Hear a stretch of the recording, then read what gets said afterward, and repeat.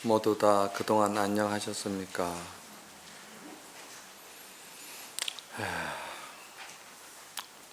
먼저 시간부터 매달 초하루 여러분들에게 이 법성계를 강의를 해드리려고 해서 시작했습니다. 이 법성계는 대단히 아주 최상승 경전의 내용을 압축된 것입니다. 그게 무슨 말이냐 하면은 여러분들이 잘 아시는 부처님의 팔만장경 가운데 가장 수성한 경전이고 가장 어려운 경전이고 부처님께서 가장 먼저 설법하신 경전의 내용이 대방강불하응경이거든요. 대방강불하응경 들어보셨죠? 이 대방강불하응경 대단히 어렵습니다. 그런데 이 이제 대방강불하응경을 사실은 너무나도 방대하기 때문에 그것을 다 강의를 하려고 그러면은 몇 년이 걸립니다. 그렇지 않겠어요? 여러분도 아시겠지만은도 법무사 계시는 무비스님 같은 경우에는 대방강불하응경을 지금 몇 년째 강의를 하고 있지 않습니까? 그래서 이 대방강불하응경이라는 것은 첫째 그 경의 제목을 볼 때 큰 대자를 쓰고 이 방자를 쓰거든요. 그러면 이 큰 대자라는 의미가 크다는 뜻이겠죠. 그런데 이제 이게 좀 더 깊이 경전의 내용을 공부해 들어가는 사람의 입장에서 볼 때는 그 큰 대자를 크다고 보는 것이 아니에요. 크다는 그 큰 대자의 깊은 뜻은 크다는 생각과 작다는 생각과 이런 그 양변이잖아. 그렇잖아요. 크고 작은 것이 양변이잖아요. 이 양변의 생각에 묶이지 아니하고 그 크고 작은 양변의 이원론을 벗어난 대자유의 큰 것을 말하는 거예요. 이거 이제 여러분들이 이 말씀조차도 이해하기가 조금 어려울 거예요. 크면 크지, 작으면 작은 거지, 뭐 크고 작은 것을 또 벗어난 또 대자유로움에서 나오는 큰 것은 무엇이냐 이러거든요. 이건 이제 쉽게 말하면은 사랑하는 마음, 미워하는 마음, 또는 깨끗하다는 생각, 더럽다는 생각은 이건 어떻게 보면은 두 가지 생각이죠. 상대적인 생각이잖아요. 사람이 밉다는 생각을 가질 때는요, 자기 마음에 온 기운을 다 쏟아서 밉게 보는 거예요. 또 곱다고 보기 시작하면요, 온몸 전체를 다 던져서 곱게 보는 거예요. 그렇잖아요. 미우면은 며느리 발뒤꿈치도 밉고 그렇잖아요. 이게 이제 우리 중생들의 생각입니다. 이 중생들의 이런 생각에서 벗어나라고. 어떻게 벗어나느냐? 부처님 법문을 많이 들으면은 이 마음 심량이 넓어지고 커집니다. 넓고 커집니다.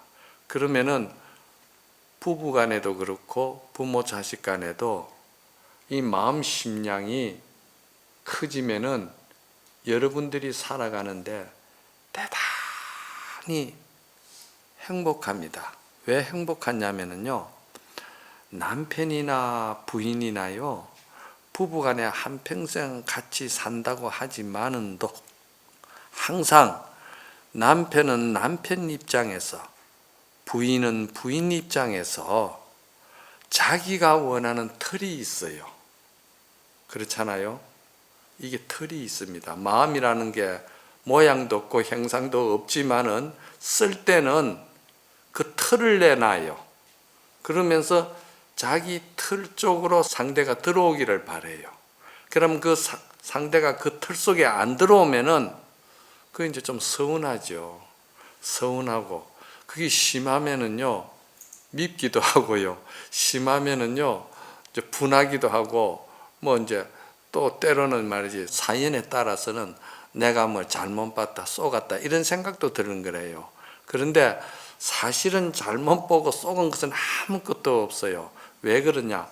내가 스스로 내가 어떤 그러한 바램에 틀을 짜고 벽을 치고 그거를 갖다가 내가 이렇게 짜놨기 때문에 그 속에 안 들어오면은 싫은 거예요. 그걸 잘 아셔야 돼요. 이게 이제 건강경에서는 뭐라고 그러냐면은 이거를 이제 고정관념이라고 그래요. 우리가 부모로부터 태를 빌려가 지금 이 나이까지 오면서 자기가 살아온 자기 생활 속에서 부딪히는 인연관계 속에서 자기가 익혀온 정서가 있고 또 성격의 성향이 있습니다. 그리고 뭐 비유를 좀 가한다마는 또 위로부터 누나가 많은 밑에 남자가 태어나면요 보는 것이 누나들이 하는 일만 보다 보니까 성격이 여성적인 것이 돌아가잖아요. 하나의 이것도 후천적으로 익히는 어떤 고정관념이 있고 우리가 교육을 통해서 성격을 형성시킨다 하더라도 그 교육이 근본이 인성을 사람의 마음 자성을 갖다가 꿰뚫어 보면 가르치는 인성교육은 그것이 이제 원하는 부처님이 말씀에 경전에 이런 종교적인 그 교육이 되겠죠. 그러나 세상에서 가르치는 교육은 그렇지 않아요. 좋으면 좋은 기고 싫으면 싫은 기고 내 틀에 들어오면 고맙고 내 틀에 안 들어오면 싫은 기고 그렇잖아요. 이게 다 그러한 것을 완전히 벗어날 수 있을 정도로 소견이 확 열린 사람, 소견이 확 열린 사람, 이 사람은 크고 작은 것을 벗어났다 이래 합니다. 크고 작은 것을 벗어났다는 것은 쉽게 말해서 고정관념, 자기 익혀온 자기의 어떤 성격에 매이지 아니하고 있는 그대로를 긍정적으로 봐주는 눈이 열린데 이거를 갖다가 불교에서는 해안이라고 그래요. 지혜로울 해자, 해안이 열려버렸다 그러는 거예요. 이 해안이 열리면은 성품이 바뀌어버려요. 그래서 건강경에도 해안이 열리면은 그 사람은 큰 복을 성취한다 했거든요. 그래서 속가에서는 이걸 뭐라 하냐면은요, 소견이 복이다 하는 거예요.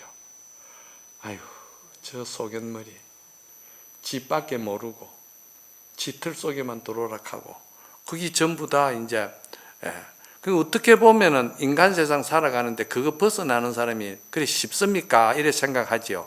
쉽지는 않습니다. 그거 벗어나기가.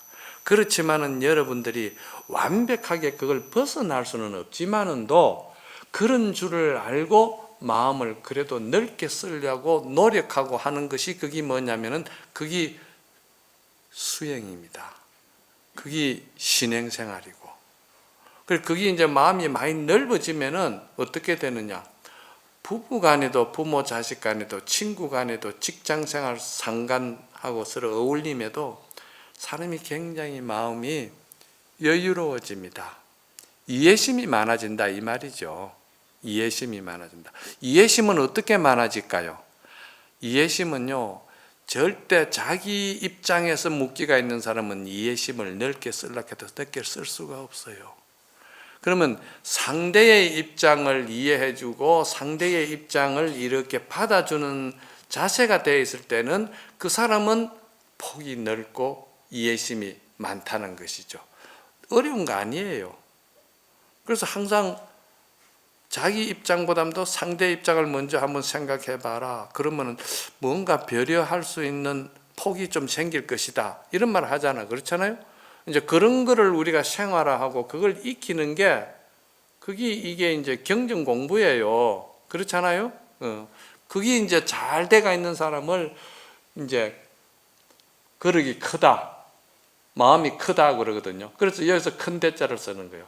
그리고 여기서 거룩이 크고 마음이 크고 성품이 크고 뭐 이런 말들은 크고 작은데 매이지 아니하고 자유롭게 그 생명 활동을 잘 한다.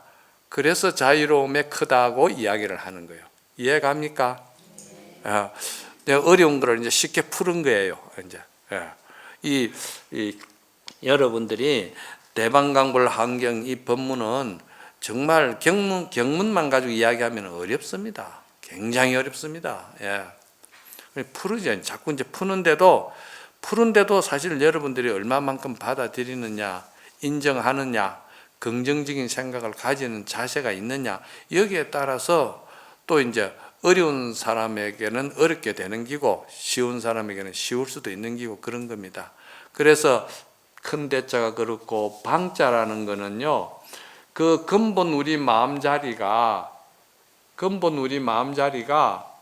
그러한 것을 벗어날 수 있게끔 우리 마음 성품은 본래 대자유스럽고 크게 모든 것을 긍정적으로 볼 수 있는 큰 뭐라고 그럽니까? 성인도 될 수가 있고 대인도 될 수가 있고 그런 크를 갖출 수가 있는 마음인데, 그러나 그것을 너무 원하고 그것을 너무 매이면은 세상 사는데 또 어려움이 많아요. 왜? 세상은 또 그렇지를 않거든요. 그렇잖아요? 그렇지를 않기 때문에 방이라는 것은 뭐냐면은 그런 원리를 알고 아주 자상하게 마음을 세세하게 쓰는 사람은 자상하고 세세하게 쓴다는 거예요. 큰 틀에서만 뭐 대인처럼 이야기하면은요, 그 세상에 잘 안 어울려요. 그런데 그런 원리를 알면서 마음을 아주 세세하게 자상하게 그리고 세밀하게 챙기고 배려해주고 하는 것이 있잖아. 그죠? 마음 쓰는 게 그거를 방이라고 그래요. 그럼 대방 아시겠죠? 대방, 광불이라는 것은 넓을 광자와 부처 불자거든요. 부처님의 마음은 그런 대자와 아주 큰 거와 세밀한 그 세세한 대방, 방자라고 그랬죠. 그런 것을 하면서도 아주 넓게 원만하게 잘 쓴다고 해서 넓을 광자를 쓰는데 그 뒤에 불자가 들어가는데 그 불자는 부처님을 말하는 거예요. 그러면 여기서 말하는 부처님은 부처님만 말씀하는 게 아니고요. 이걸 잘 들어야 돼요. 여러분들 마음속에도 전부 다 자기 자성불이 있다는 거예요. 그래서 부처님이 하은경의 열애 출연품에 하신 말씀이 내가 성불을 하기 전에는 내가 태자로서 왕자로서 부처가 되려고 노력할 때 수행할 때 그때는 나는 태자고 왕자고 나는 말이지 앞으로 임금이 될 사람 특별한 사람이라고 생각하고 그러면서 부처가 되려고 내가 수행을 했는데 부처가 되고 보니까 세상 천지가 전부 다 긍정적인 눈이 열리고 지혜의 눈이 열리고 너무나도 사랑이 충만하고 기쁨이 충만하고 자비가 충만한 성품이 열리다 보니까 전부가 다 부처로 보이더라는 거예요. 그래서 부처가 성불하는 순간 일체 중생이 다 성불했다고 열애 출연품에 그렇게 나오는 거예요. 그럼 여러분들이 생각할 때 부처님이 성불했는데 무슨 중생도 다 성불했다고 저래 또 거짓부렁을 하시느냐 그러는데 세상은 바뀔 수가 없어요. 여러분들이 지금 당장 문 열고 나가면은 부딪히고 속상하고 마음 상하고 그런 게 생기죠. 세상은 안 바뀝니다. 그대로인 세상입니다. 세상은 그대로인 세상인데 세상이 아름답고 세상의 모두가 부처로 보이고 세상이 모두가 다 사랑스러워 보이는 거는요, 내 마음이 바뀔 때 그리 되는 거예요. 세상을 어떻게 바꿉니까? 세상은 불가능해요. 안 바꿔져요. 내 마음이 바뀌면 세상이 그냥 바뀐 눈으로 보이는 거예요. 이게 행복이에요. 이게 행복이라니까. 그러니까 대방광불 부처님의 눈이 그렇다는 거예요. 우리가 지혜가 열리고 마음의 성격이 바뀌고 이래 바뀌면은 우리가 마음이 한순간에 그렇게 지혜로서 바뀐다는 거예요. 그러면 우리 마음의 자성불이 세상을 본다는 거예요. 내 마음의 부처가 세상을 본다 이 말입니다. 내 마음의 부처가 세상을 볼 때는 이미 내가 조금 전에도 중생의 눈으로, 욕심의 눈으로, 차별심의 눈으로, 이기심의 눈으로 내 틀을 짜놔놓고 내 틀에 들어오기를 바라는 눈으로 세상을 봤는데, 내가 부처님의 경전을 듣고 보니까 내 눈이, 지혜의 눈이 열리다 보니까 전부 다 그냥 사랑으로 보이고 이해심으로 보이고 아름답게 보인다 이 말이에요. 그래서 부처님이 내가 성불할 때 일체 중생이 다 성불했더라 그러는 거예요. 일체 중생이 성불했더라는, 부처님 눈으로 볼 때는 전부 다 부처로 보이더라 이 말이에요. 무학대사하고 이승계가 먹고 서로 주고받을 때 뭡니까, 이승계는 먹고 무학대사하고 우리 야자 타임 한번 합시다. 아주 그냥 임금 떠나고 스님 떠나고 깨끗하게 한바탕 우리가 한번 합시다. 그러니까 하고 싶은 말을 하세요. 그러니까 이승계가 뭐라 했어요? 나는 스님 쳐다보니까 또 돼지 같이 보인다고 이랬거든. 그러니까 무학대사가 그래요. 그럼 이제 스님도 제가 임금 떠나서 뭘로 보입니까? 그러니까 나는 당신을 보니까 부처님으로 보입니다. 그러거든요. 그러니까 이승계 씨가 뭐라고 그랬습니까? 아니 농담하기로 하고 그렇게 하게 놓고 또 그렇게 이야기하냐 그러니까 아닙니다. 난 진담을 말하는 겁니다. 내가 볼 때는 당신은 부처예요. 왜냐하면 무학대사는 이 대방강불 하안경을 보셨기 때문에 그런 이야기가 나오는 거예요. 그래서 대방강불 하음이라는 말은 빛날 화자라 하기도 하고 꽃 화자라 하기도 하거든요. 그 글자 그대로 풀이하면 꽃으로 장엄된 세상이다 이 말이야. 꽃으로 장엄된 세상이라 하는 말은 그 뜻에 숨겨져 있는 뜻은 뭐냐면은 꽃은 아름답잖아요. 꽃은 향기롭잖아요. 꽃은 누구도 싫어하지를 않아요. 그래서 이 지혜의 눈이 열리면은 어제까지만 해도 중생심이 괴롭고 고통스럽고 스트레스 받던 마음이 이게 전부가 꽃으로 보인다는 거예요. 그런데 우리가 이런 이야기를 들으면은 스님 그건 현실성이 없는 이야기입니다. 맞습니다. 현실성 없지요. 현실성이 없는데 중요한 거는 뭐냐? 우리에게는 그런 능력과 가능성과 그런 지혜의 눈이 있기 때문에, 우리의 주인의 부처가 그런 지혜가 있기 때문에 그런 줄 알고 부처님처럼 그렇게는 못 되더라도 그래도 그런 마음으로 서로 사랑하면서 이해하면서 서로 도와가면서 배려하면서 살자는 이야기입니다.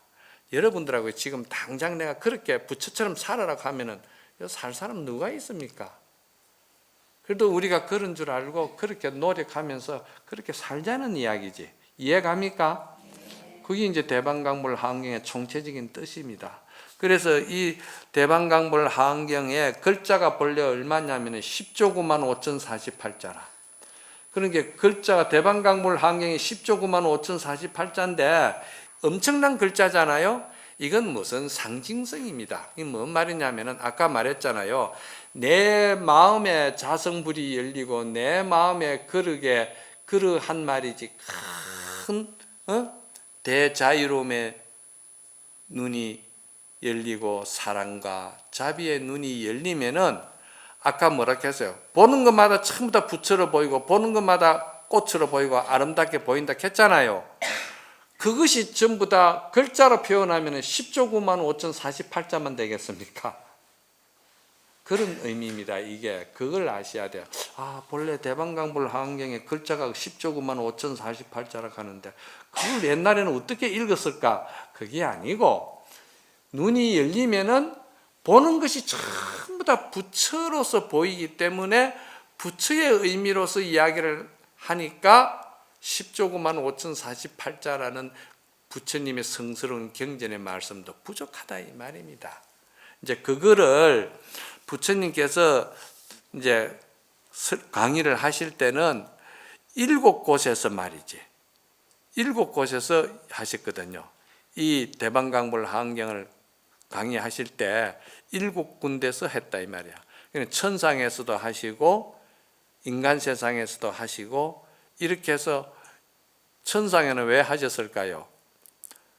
선망 부모를 위해서나 천상의 천녀, 천인들을 위해서 모든 신인들을 위해서도 경전의 강의를 했다면 왜? 그것도 다 중생세계이기 때문에 천녀라고 해서 다 부처님 경전은 아니잖아요. 미운 생각도 들고 때로는 또 서운한 생각도 들고 그렇잖아요.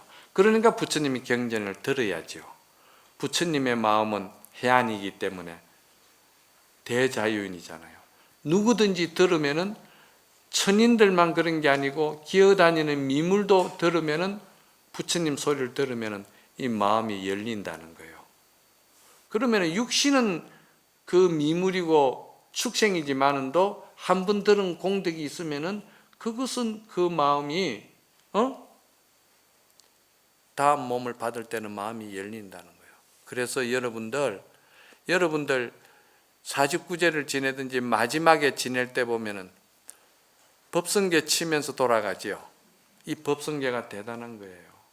마지막에 영광하게 49제를 지내는데 7제 동안 심지 법문 다 해주고도 마지막에 또 그것도 최상승 법문을 하는데 그때 뭐가 들어가느냐면은 이 법성계가 들어가는 거예요. 그 법성계를 치면서 돌면서 영가를 보내는 거예요. 마지막에 영가님에게 내가 들려줄 수 있고 영가님에게 내가 열어줄 수 있는 부처님의 법은 이게 마지막이다. 최상승 법문이다. 듣고 가세요. 그러면서 법성월영무이상 제법부동 본래적 무명무상절일체 정지소지 비영행 하는 거예요. 이제 제가 이제 그 법문을 지금 계속 해 나갈 거다 이 말입니다. 그래서 7군데에서 9번을 오르내리면서 모든 생명들에게 하셨는데 그것이 뭐냐면은 이제 글자로 중생세계에서 글자로 요약한 것이 80건 한문으로 이제 원전으로 된 게 80건으로 되어 있어요. 이 80건으로 되어 있고 80건을 금강경 배우시니까 금강경은 32품이 되어 있죠. 이 하안경은 39품으로 되어 있어요. 달락달락 보기 좋게끔 그 이치와 그 뜻을 묶어서 이렇게 해놓은 것이 39품으로 나누었다 이 말입니다. 그랬는데 우리나라의 신라 때 의상대사께서 중국에 가셔가지고 그 지엄하상로부터 대방강불 하안경을 배우시면서 그때서 당신이 깨달아가지고 너무 많다. 그래서 아주 또 간략하게 압축된 것이 뭡니까? 이게 7글자로 해가지고 30송을 만들어서 3, 7은 21, 210자로 법성계가 이루어진 거예요. 이제 이해 가겠죠? 법성계가 210자가 어떻게 해서 이렇게 이루어졌는가? 그런데 이 법성계 210자가 말이죠. 굉장히 압축된 내용입니다. 금강경이 600부 반야의 뜻을 갖다가 압축해가지고 5천자를 줄였잖아요. 5천자를 줄였는데 그 5천자를 줄여서 또 압축된 것이 뭡니까? 반야신경이잖아요. 예? 반야신경. 이 260자. 그러니까 이 반야신경이 그렇게 압축된 것과 같이 이 법성계도 반야신경과 같은 역할을 하는 압축된 글이다. 이렇게 생각하면 됩니다. 이해갑니까? 예. 아주 제가 쉽게 이제 풀어드리려고 신경을 쓰는 겁니다. 그러면은 금강경의 본 뜻이 뭐냐? 제가 항상 여러분들에게 말씀을 드리지만도 여러분들이 경전을 많이 들어야 됩니다. 절에를 다니시는데도 부처님의 경전이나 조사스님의 의록이나 이런 거는 잘 안 듣고 자꾸 자기 자신 소견대로 자기 어떤 세상 살아온 경험을 가지고 부처님에게다 그거다가 결부시키려고 자꾸 그런다 이 말이야. 그거는 한만 결부를 시키려고 해도 여러분들이 부처님 법하고는 전혀 다릅니다. 왜 그러냐? 여러분들은 여러분들이 부모로부터 태어나면서부터 자라오면서 한순간도 자기 중심적이고 자기 이기적이고 자기 욕심을 떠나서 전혀 조건 없이 이유 없이 아무 바람 없이 남을 위해서 헌신하고 희생하는 순간이 많지를 않았어요. 그렇잖아요. 뭘 하나를 해도 계산을 하고 뭘 하나를 해도 틀을 짜놓고 거기 속에서 이해하려고 했지 잘 안 된다니까 그게. 그러니까 이걸 말이지, 이런 것을 우리가 그렇게 불교를 이해하면은요, 자기 소견이 그냥 불법이지 부처님 불법하고는 다르다니까. 제가 장 이야기하잖아요. 계란 속에 들은 말이지 병아리가 아무리 자기가 고함을 지르고 몸짓을 하고 무슨 짓을 해도 그건 계란 속의 이야기를 하는 것이지, 부처님의 법은 계란을 깨고 나왔을 때, 세상을 눈에 열렸을 때, 사랑의 눈이 열리고 자비의 눈이 열리고 조건 없는 그러한 큰 대자유의 성품이 열렸을 때 계란을 깨고 세상에 나왔다는 것을 비유를 하는 게거든요. 그렇지 않고는 계란 속에서는 암만 자기가 이야기를 해본들 자기 입장에서 벗어나지를 못한다 이 말입니다. 아시겠죠?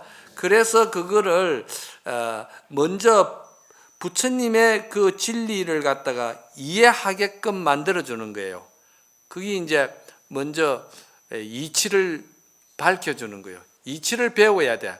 화두를 들고 하든지 공부를 하든지 기도를 하든지 주력을 하든지 뭘 해도 이 부처님의 대승경진의 이치를 먼저 알고 화두를 들든지 뭘 공부를 해도 해야지, 이 이치를 전혀 모르고는 화두 들고 공부하는 거는요, 그건 자기 계란 속에서 자기 소견 가지고 하는 거야. 그 자기 소견 가지고 하다 보니까 자기 소견 속에서 엉뚱한 경계가 일어나는 거예요.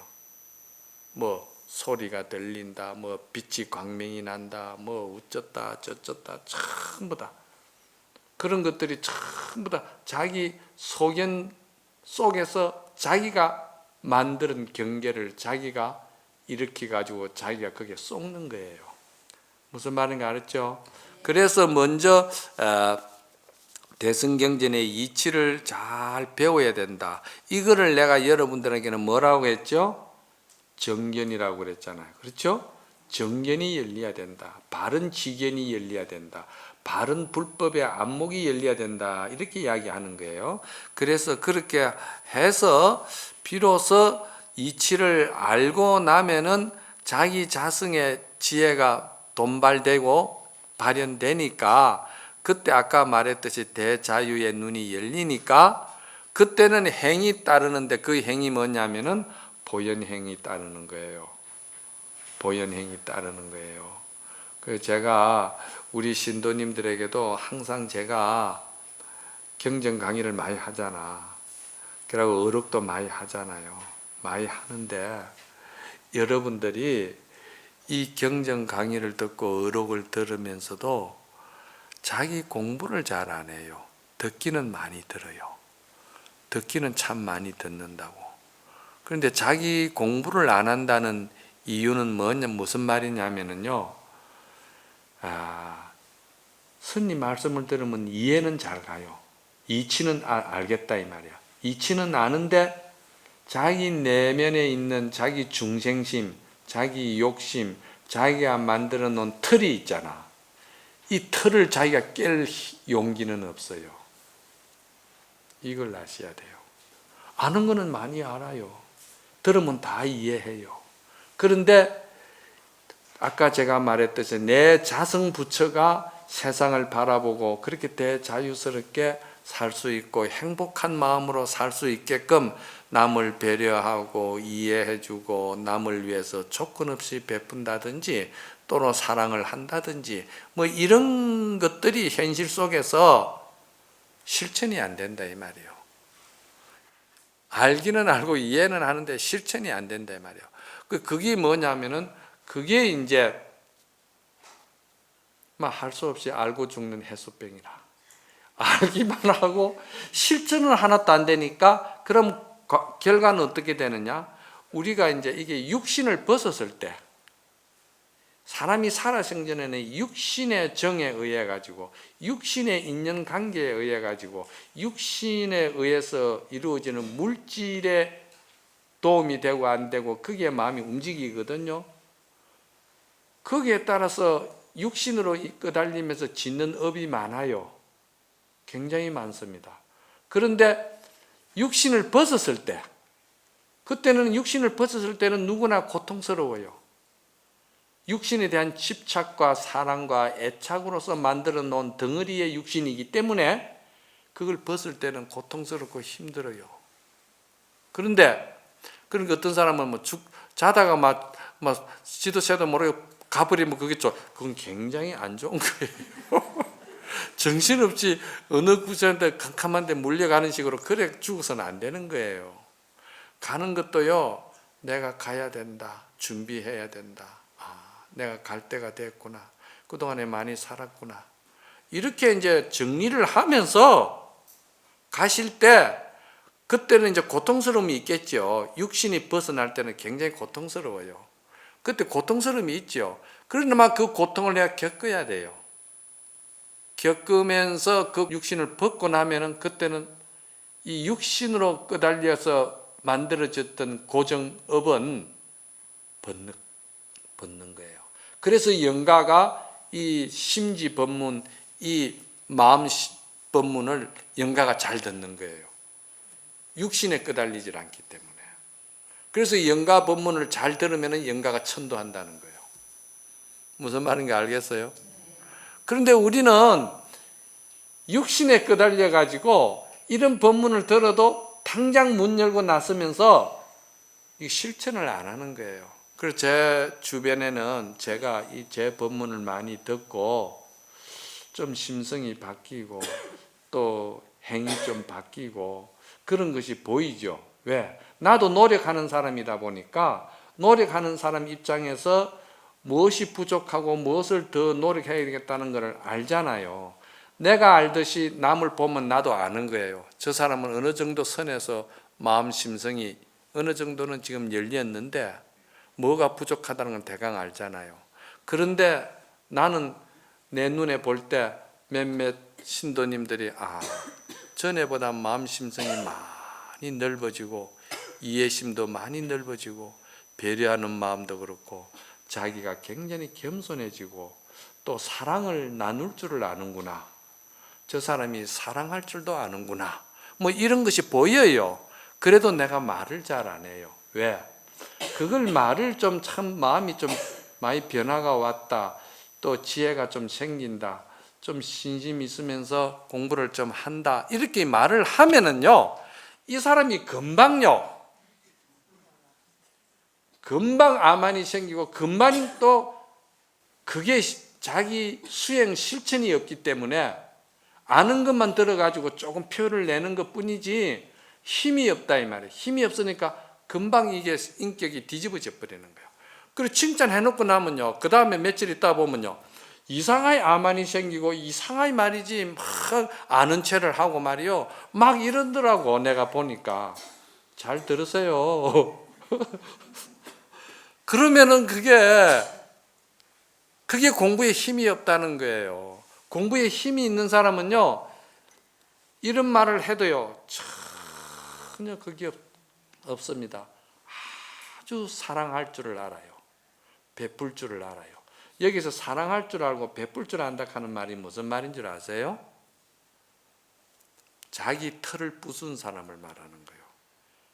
자기 털 쪽으로 들어오기를 바라는 마음이 전혀 없는 것을 알고 남을 사랑하는 사람이 그 사람이 사랑을 잘하는 거예요. 그런데 나는 요즘 신도님들한테 이런 걸 우리 신도들한테 좀 보는데, 이거는 하나의 꼭 이 사람이 수행을 잘해서 그렇다 하는 건 아니에요. 또 착각하지 말아요. 우리 신도님들 중에는 처사가 부인의 차를 좀 사주는 분들이 들어있더라고. 그래서 부인 차를 사주는데 부인이 타던 차는 어떻게 됐어요? 하니까 그 차는 오래된 차인데 바꿀 때가 됐으니까 새 차를 사줄 거 아닙니까?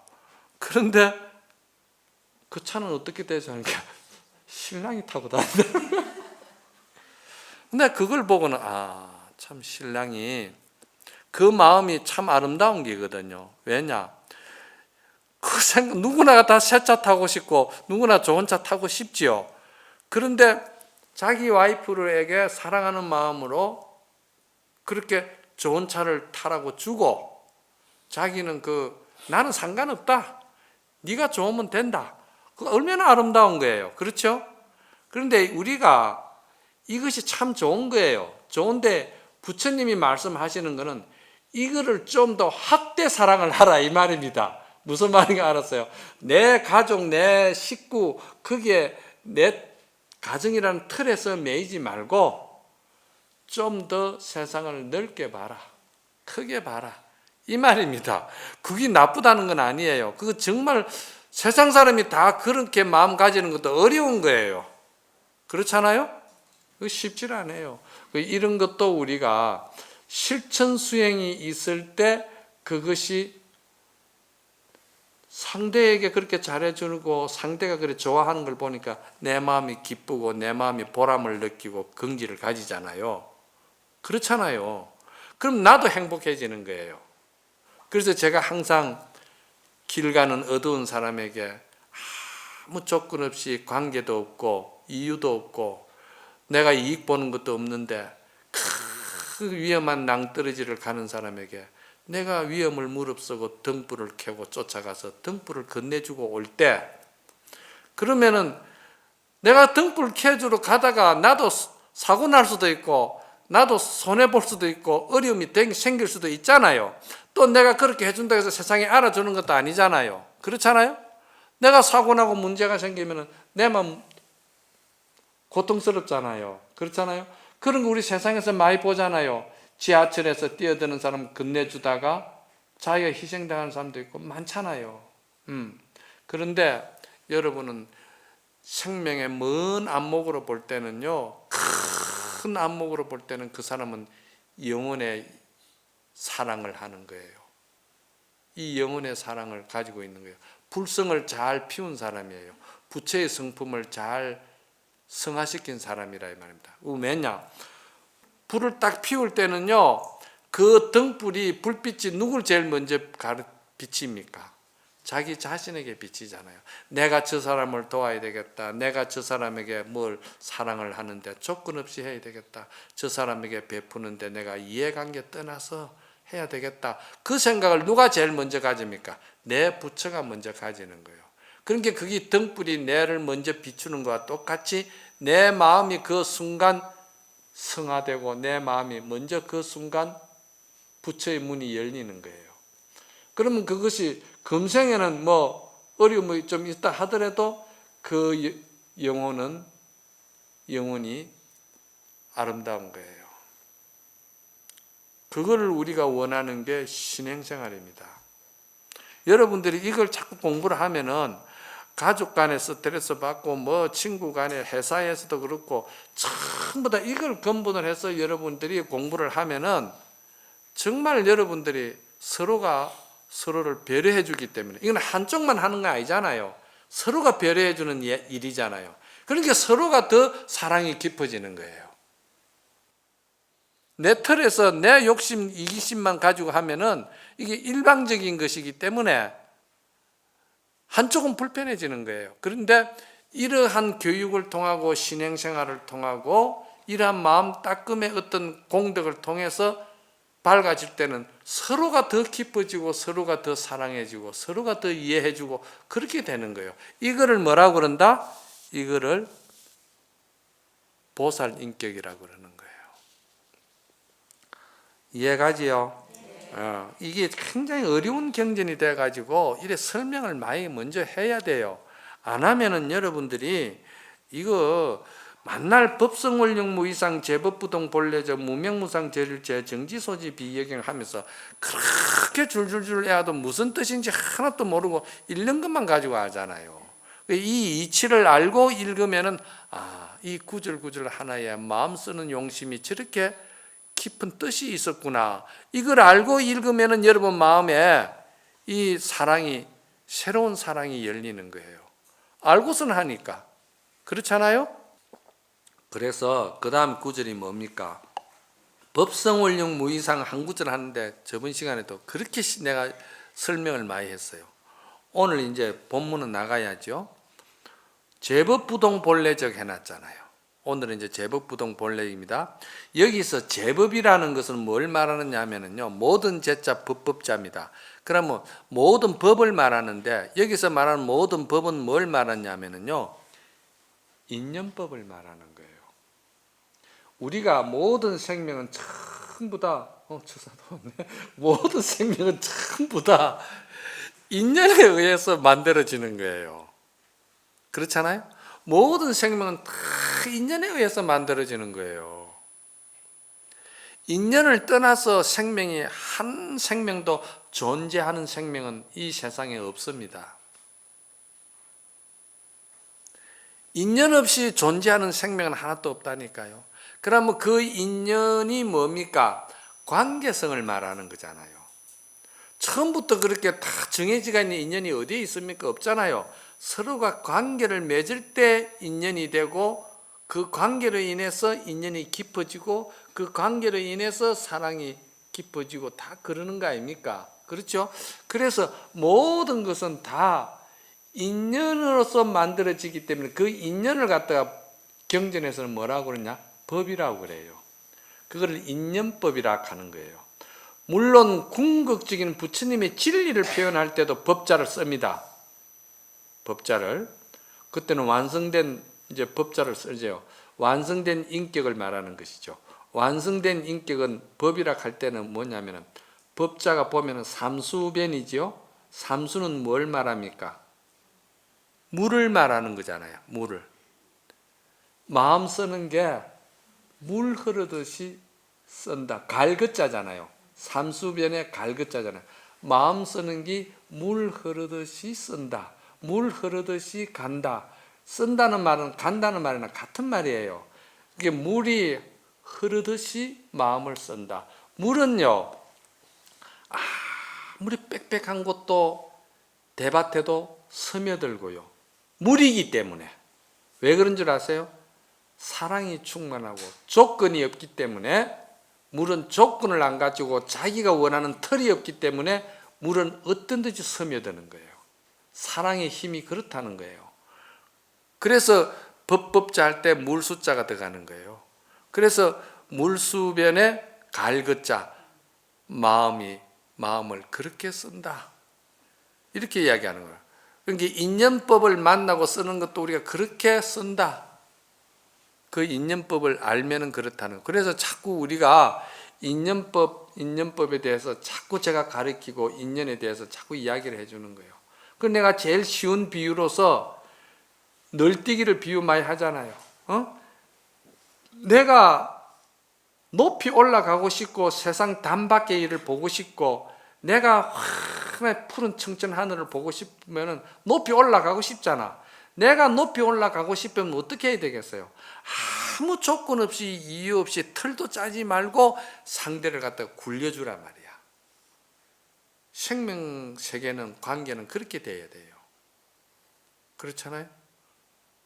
우리가 세상 넓게 이야기하면은 너무 내하고 먼 거리 이야기할 테니까 가족 관계를 그렇게 생각하나 이 말이에요. 가족 관계도 여러분들이 이제 거기서 더 확대 해석해 가지고 여러분들이 더 이제 철학이 깊어지고 수행이 깊어지면은 그때는 여러분들이 가족을 떠나서 아까 말했잖아요. 계란 속을 떠나서 세상에 나오듯이 여러분의 마음 심성이 그렇게 확대돼 가지고 하면은 더 좋겠죠.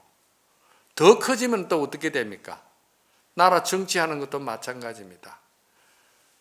좋은 꿈을 안고 정치를 하려고 들어갔는데 들어가서 보니까 숭악한 패거리 집단이 돼버리고 이게 말이지 완전히 말이지 자기 당략이고 자기 당의 이익을 위해서 반대를 위한 반대고 말이지 전체적으로 다 이러니까 이 처음에 내가 정치하려고 마음먹을 때는 국가를 위해서 민족을 위해서 뭔가가 국가의 민족들의 복지를 위해서 자기 희망과 꿈이 있었을 거 아닌가 봐요.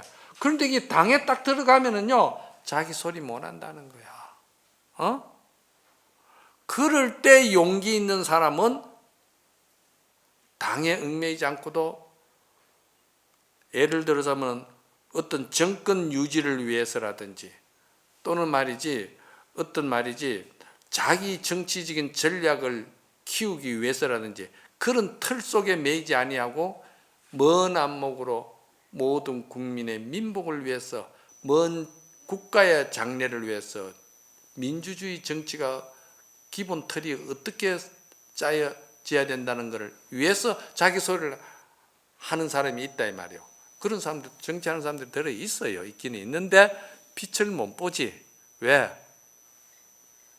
밀어주는 사람이 없으니까. 이 현실하고 괴리가 있는 것이죠. 이상하고. 그러니까 제가 여러분들한테 가족을 떠나서 사회를 위해서, 지역을 위해서, 국가를 위해서 하라 하면은 여러분들이 안 할 줄 내가 알기 때문에 그렇게 안 하더라도 가족들만이라도 그렇게 하라 이 말이에요. 부처님은 이게 생명세계를 상대로 해서 이야기한 거예요. 우리하고 부처님하고 그러기 좀 다르다 이 말입니다. 아시겠죠? 제법이 부동하다는 것은 왜 부동하다 하느냐 하면은, 제법이라는 것은 인연법이잖아요.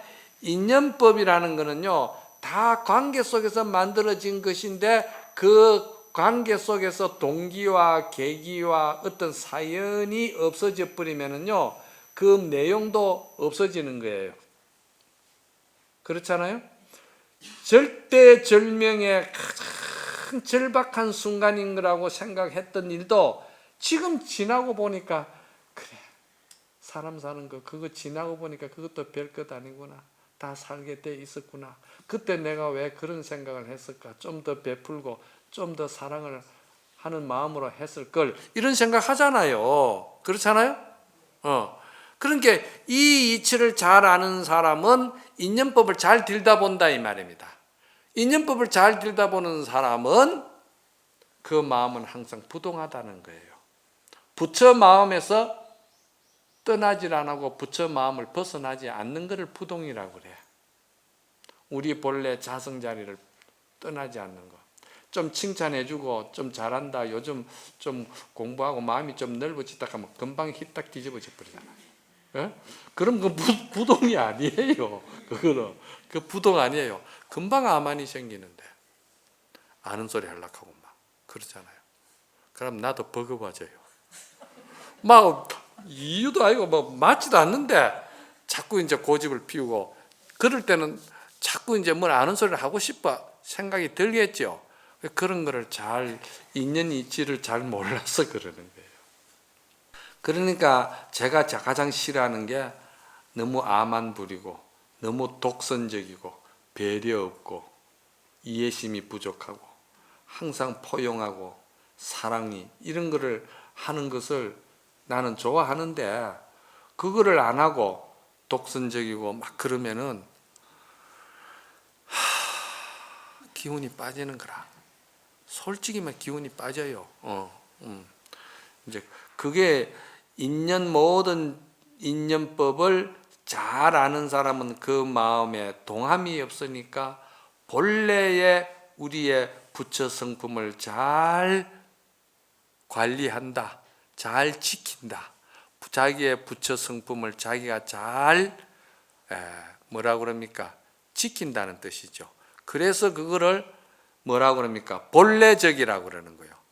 본래라는 말은 근본이 그렇고 만드는 것이 아니고 본래 그렇게 돼가 있다는 뜻이거든요. 그 적이라는 말은 무슨 말이냐면, 모든 그런 그 상대적으로 이해관계로 이기심으로 자기 틀을 짜가지고 만드는 것이 아니고 본래 부처 마음으로 우리는 그렇게 돼가 있다고 해서 그때 고요적자를 쓰는 거예요.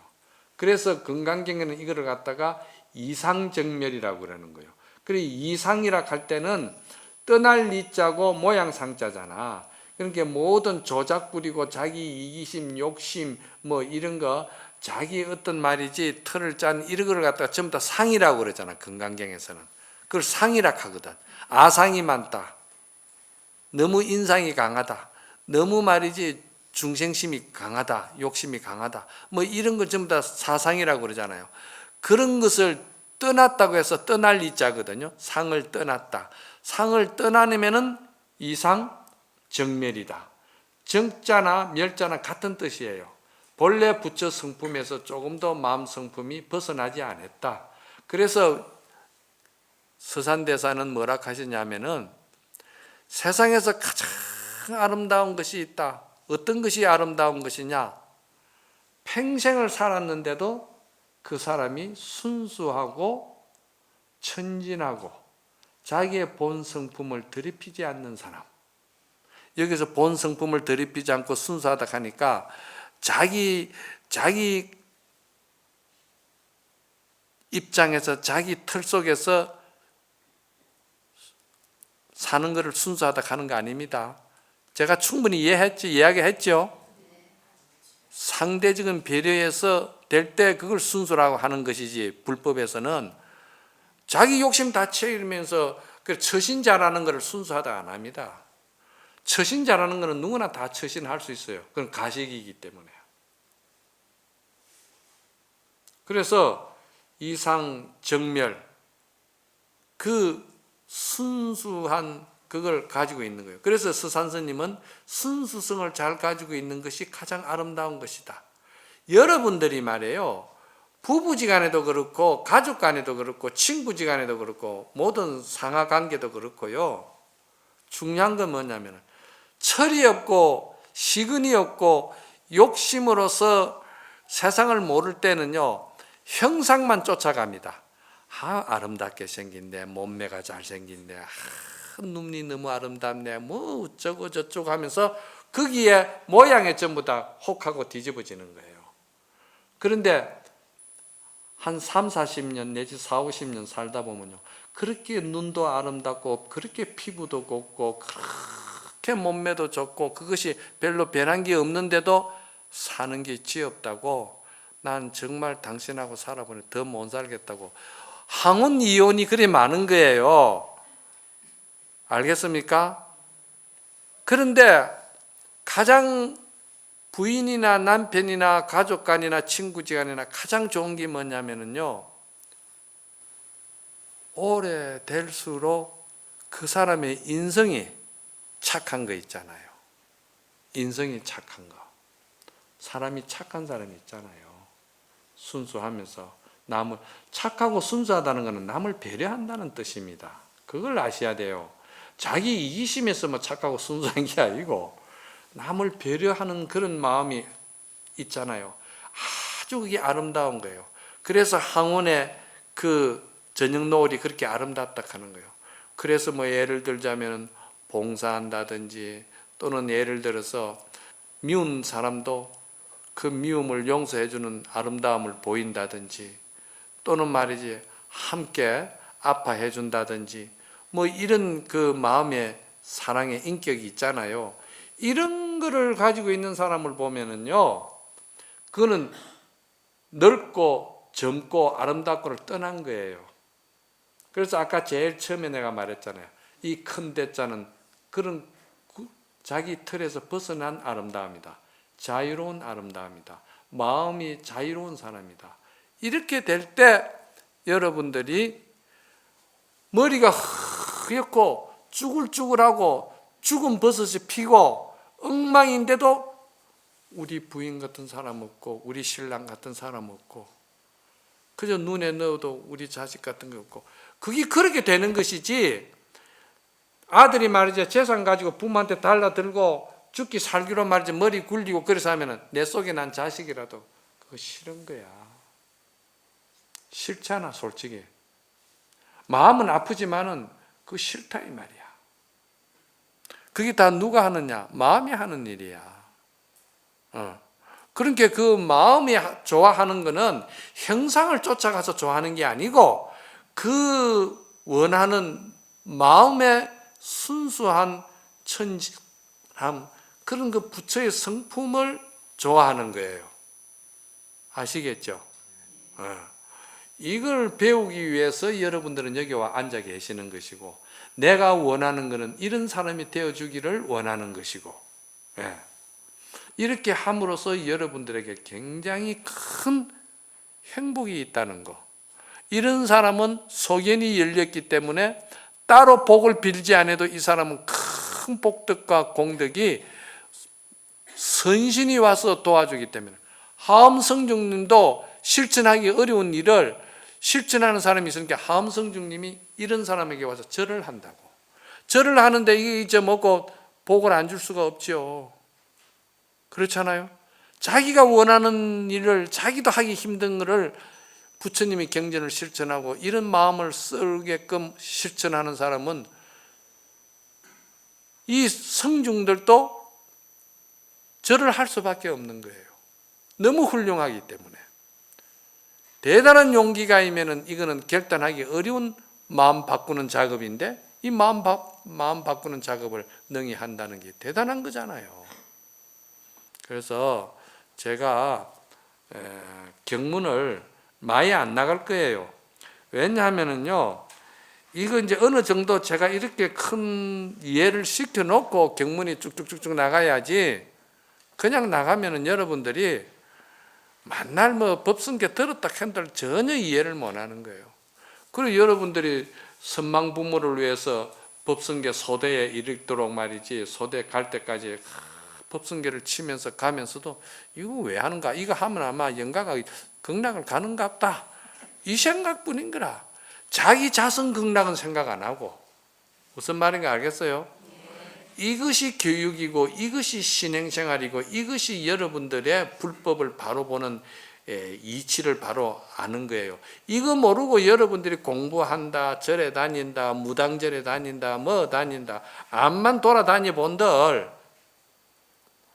평생 절에 다니고 공부하면서도요, 결국 뭔 줄 압니까?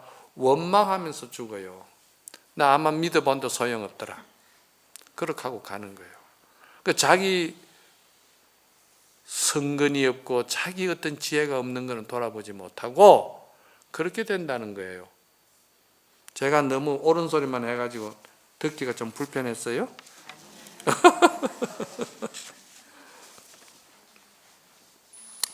자, 모두 합장하세요. 이제 이 정도만, 오늘 또 한 구절만 하고 이제 오늘 이 법문에 대해서, 이런 법문을 잘 듣고 실천하고 자기 마음에 변화가 오는 사람은 인격이 어떤 인격으로 변하는가 하는 것이 시로서 제가 이제 말씀을 드릴게요.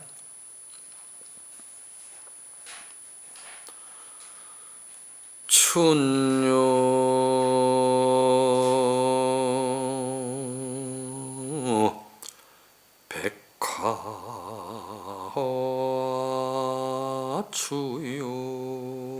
백화추유월이여 화유 양풍이 동유설이라 학유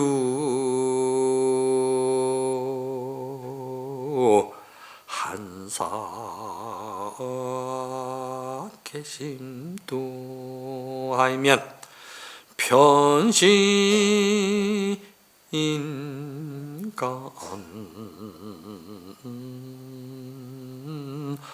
호시절이로구나.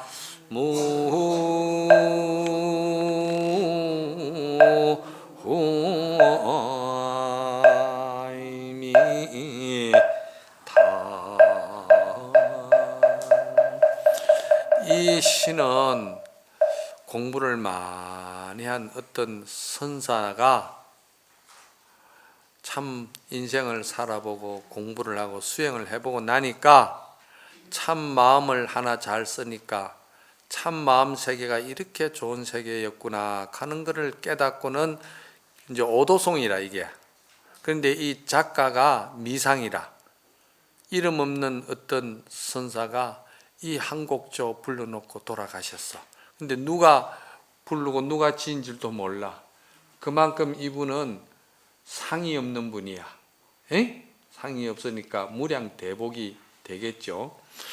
춘유 백화 추유월이라, 살이 지금 현실 그대로를 말씀하는 거예요. 봄이 오니까 말이지 온 만가지 꽃이 이렇게 화사히 피니까 봄은 봄대로 너무 좋구나. 그런 거예요. 그렇잖아요? 또 그럼 봄만 좋으냐? 추유월이라. 가을이 되니까 가을은 가을대로 아주 청명한 청풍명월이 있어서 좋더라. 이 말입니다. 추유월이라는 말은. 또 하유양풍 동류설이라. 사계절이 말이지 봄, 가을만 좋은 게 아니더라 이 말이야. 요거는 지금 인생을 말하는 거예요. 젊을 때라든지 중년이라든지 노년이라든지 이런 거를 사계절을 비유를 해가지고 이 지금 선사가 읊은 거예요. 그러면은 여름은 덥기만 하고 그게 실증이 나는 계절이냐 이면 그렇지 않다 이 말이야. 여름에는 더운 가운데야 한 번씩 지나가는 그 시원한 바람이 너무 좋더라는 거예요. 인생이 너무 삭막하고 삭박한 것만 아니고 그 삭막한 가운데도 인간관계가 서로 배려하고 조건 없이 사랑해주고 그렇게 베풀고 이해해주니까 찌는 더위에 서늘한 바람과 같은 것이다 이 말이요. 알겠습니까? 그래서 여름에는 서늘한 바람이 있어서 좋고 겨울에는 춥기만 하고 동상 걸리고 모든 것이 생명이 다 얼어붙고 죽고 겨울이 뭐가 좋냐 싶은데도 겨울은 겨울대로 또 하얀 눈이 있어서 좋더라 이 말입니다. 이 선사가 이걸 사계절을 가지고 인생의 마음에 모든 일이 촌년기, 중년기에 노년기 이거를 이렇게 멋지게 비유를 해가지고 읊은 거야. 이 선신은 본래 자연을 빌려다가 이렇게 표현을 합니다. 선신은 그러면서 양무 한사 계심도라. 이런 인생의 철학을 알고 인생관을 알고 이런 부처님의 그러한 지혜의 눈이 열린 사람은 정말 마음이 말이지 옛날에 쓰던 그 어리석었을 때 욕심으로 보던 자기 틀을 짜놓던 그런 인생의 그런 마음은 저 창고에다 구석에다 갖다가 버려버리고 나니까 지금 내 마음은 이렇게 너무나도 좋다 이 말이야. 한가롭고 행복하고 좋다 이 말이야. 응? 그래서 편시 인간 호시절이다. 내가 지금 이 나이에 지금 이 순간이 나에게 가장 인생에 있어서 호시절이구나. 좋은 것이구나. 이게 이제 인생에 왔던 보람이 있고 사람 몸 받은 보람이 있고 내가 불법 만난 보람이 여기에 있구나. 이 불법 만난 보람은요 일찍고 늦고 빠르고 늦은 것이 없어요. 지금 이 순간 여러분이 깨달으면 지금 이 순간 여러분이 인간 호시절이 되는 거예요. 그걸 성취하기 위해서 오늘 이 법문 듣는 거예요. 모두 다 성불하시다.